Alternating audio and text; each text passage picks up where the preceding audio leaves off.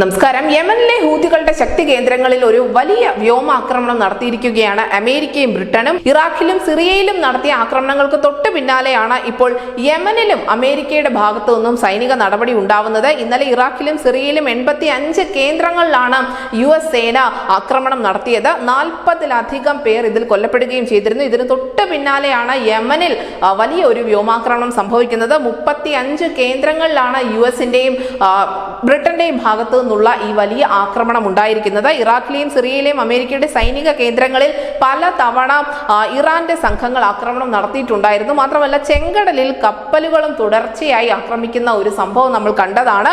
ഈ സാഹചര്യത്തിലാണ് അമേരിക്ക ശക്തമായ തിരിച്ചടി ആരംഭിച്ചിരിക്കുന്നത്. എന്തായാലും ഹൂതികളുടെ മിസൈൽ റഡാർ കേന്ദ്രങ്ങൾ തകർത്തു എന്നുള്ള റിപ്പോർട്ട് തന്നെയാണ് പുറത്തു വന്നിരിക്കുന്നത്. ശക്തമായ തിരിച്ചടി നൽകുമെന്നാണ് ഹൂതികൾ ഈ ഒരു ആക്രമണത്തോട് പ്രതികരിച്ചിരിക്കുന്നത്. കഴിഞ്ഞ ആഴ്ച ജോർദാൻ സിറിയ അതിർത്തിയിൽ ഇറാൻ സംഘങ്ങൾ നടത്തിയ ആക്രമണത്തിൽ 3 അമേരിക്കൻ സൈനികരാണ് കൊല്ലപ്പെട്ടത്. ഇറാൻ സായുധ സംഘങ്ങളുടെ ഭീഷണി ഒഴിയും വരെ ആക്രമണം തുടരുമെന്ന് തന്നെയാണ് അമേരിക്കൻ പ്രസിഡന്റ് ജോ ബൈഡൻ ഉൾപ്പെടെയുള്ളവർ വ്യക്തമാക്കുന്നതും. ന്യൂസ് ഡെസ്ക് ന്യൂസിന്റെ മലയാളം.